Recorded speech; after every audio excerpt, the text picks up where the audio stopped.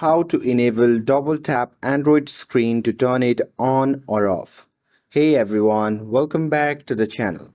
In today's video, I'll show you how you can turn the double tap feature on or off for your Android screen.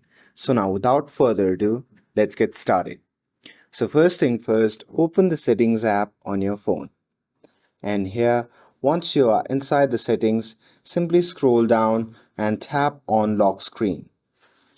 And now here, inside the lock screen section, you can see the option labeled as double tap to wake or turn off screen when device is locked. So simply enable that option. And once you have done that, you can just double tap and your screen will turn on or off. And that's it. With this, if you found this video helpful, then don't forget to like, share, and subscribe to get updated for more videos. Thanks for watching, and I'll see you in the next video.